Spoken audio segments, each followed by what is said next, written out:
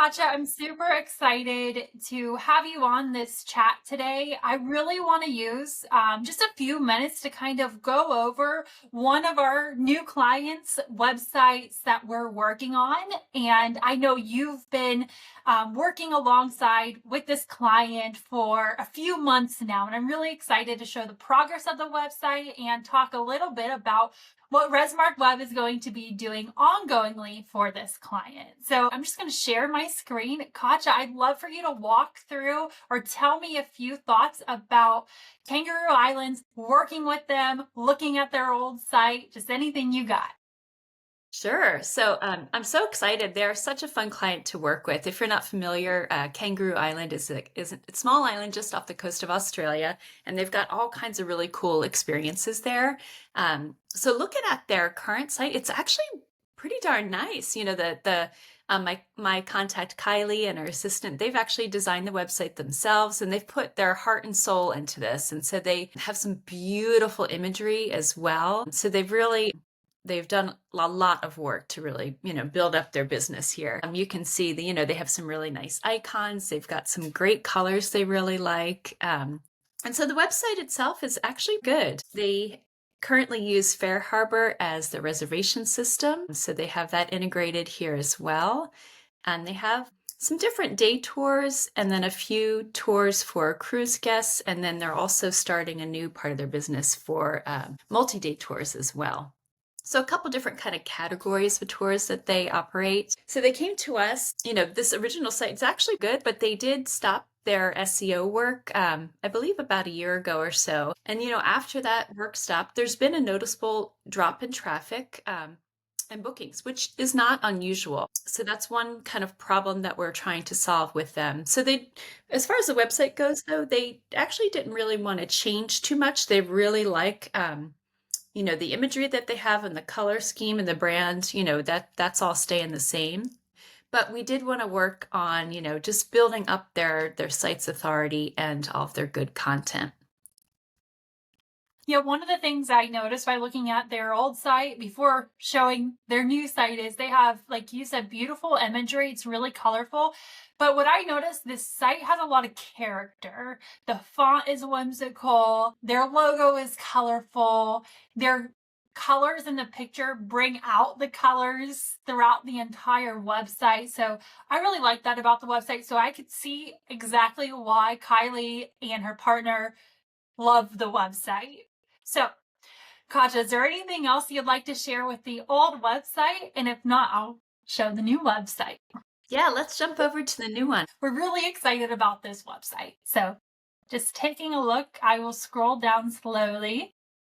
Katja, what do you think stands out the most with kind of the redesign of this website versus the old website?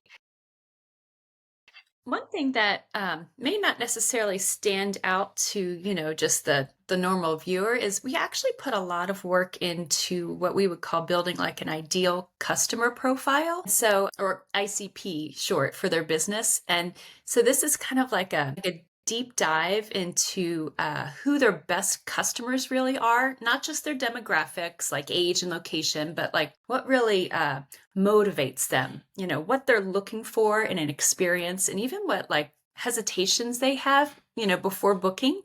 And so we gather data like customer reviews, details about their tours, and website analytics as well. And from there, we like analyze patterns and insights to create like this clear picture of this ideal customer. And so on the website here, like once we have that profile, we can apply this to the website. And this means like writing copy in a way that speaks to what ideal customers care about most, highlighting things that like delight them, addressing their concerns up front. And it also helps us design like navigation, call to action, even imagery that, resonates with them.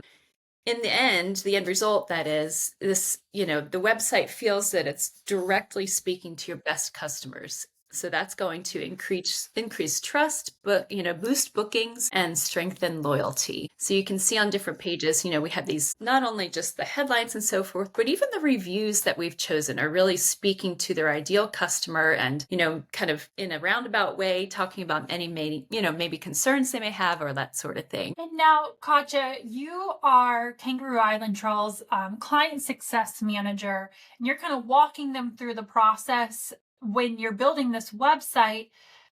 Are you the one that's actually building out their ICP, or did Kylie, the client, provide that information? What did that look like when you were building out the content for the website? Yeah, it's a very collaborative approach. So we did actually do the research for the ICP on our end, but then Kylie and I worked together to make sure the content is in her voice as well. Do you think that if a company didn't have many reviews or didn't have a vision or mission, that we can still come together in a collaborative effort and create that ICP content, create content that speaks directly to their ideal customer? Absolutely. Yes, I think it's really important to not only use reviews and those kind of tangible things, but also what really you as a business, what really drives you to, fight for your business every day. So it's really important for your voice to come through in the website. As part of our SEO strategy, we're actually planning to develop some pages. We don't have them live yet, but this will be done after launch. Some pages, kind of SEO rich content that are really optimized for search that talk about planning. So like these pages will cover key topics people are searching for, about wildlife experiences, things to do, and where to stay. Another important update is that we added FAQs to what I would call the tour and activity pages to really answer the most common questions that customers have before booking. Things like pricing, what to bring, accessibility, that kind of stuff. And this helps visitors get answers quickly and reduce hesitation. But we also wrap these FAQs in what we call schema or schema markup, which really allows like Google and search engines or those AI powered search engines, to really understand your content. And this means your tours and activities can be recommended directly in AI search results, making it easier for potential customers to find answers and book with sometimes even without visiting the website. Yeah, that's a really good point. And would you say, Katja, that these FAQs are specific to each tour page? So, like the FAQs on, let's just say, the private tours or adventure tours is going to be specific to those, and this is specific to this tour page? Exactly. Yeah, we have specific FAQs for each kind of type of tour. And then if you go to a specific tour page, really about that actual tour itself. So we have quite a few FAQs on the site. So it's a really nice way to provide information to visitors, but also to search engines as well. That is so important these days, especially if you want to rank in LLMs like ChatGPT or Perplexity. Providing enough answer intent content on your website where you're actually answering people's questions, whether that's in a video form or whether that's in written form, it is so important. That is just one aspect, of course, to help you get ranked in not just Google, but in tools like ChatGPT. So if you don't have FAQs, sit down and create them. Create a bunch, organize them in a way like what we did on Kangaroo Islands, where we have these FAQs going on this page, this group of FAQs going on a different page, and you could have general FAQs, of course, as well. We talked about that this website is near launch. What happens once the website is launched? Do we meet with the client ongoingly? Obviously, I know this answer, but I'd love to hear it from you, Katja, because you are the client success manager. Yeah, once the website launches, that's actually when the real fun begins. So we will meet monthly. Normally in the first month after launch, we have a few updates here and there, and we're really just making sure the site is performing as it should and making any changes that we need to right away. But then, after we have a little bit of data, say 1 month, and then month 2 and so forth, we meet to see how the site is performing, how much traffic we're getting. After a few months of data, we can also do a review through a tool like Microsoft Clarity, where we're seeing how people are using the site and if they're if they're how far they're scrolling and where they're concentrating and engaging. And that allows us to make updates as needed. Because of course we can design a beautiful site, but if people aren't using it, then that's not going to work. So we're continuously meeting to see how we can improve. But then also, as time goes on, SEO is not an overnight thing. It takes time. So as time goes on, we're seeing, how we're improving in keywords, which ones are ranking better, and where we can spend a little bit more effort to drive more traffic. So over time, meeting every month allows us to kind of hone in on those tactics together. Also, in those monthly meetings, we do talk about not only our SEO work, but also, what the client is doing and how we can have, maybe provide them some ideas and support them there. This client is actually using email marketing, and also they are creating an AI chat agent as well. So we'll be diving into that on our monthly meetings too. So kind of what all those other marketing tactics that they have, and how we can work together. I think it's really important to note because you can get on those client meetings and talk about the results we're focusing on, their increase in traffic, their increase in keywords, but we have to think of it holistically, right? Because if you're just relying on SEO and a beautiful website, you're not going to be successful. You have to think, what else can I be doing to help SEO? What else can I be doing to help increase direct bookings? It's posting on social media, it is doing email marketing, possibly paid ads. It's those other channels within marketing that helps everything. So I think it's amazing, Katja, that you sit in on those monthly meetings, and we're not just talking about things that we've done, things that, we could showcase the amazing work we've done, but we're also talking about ways they can keep improving on their end.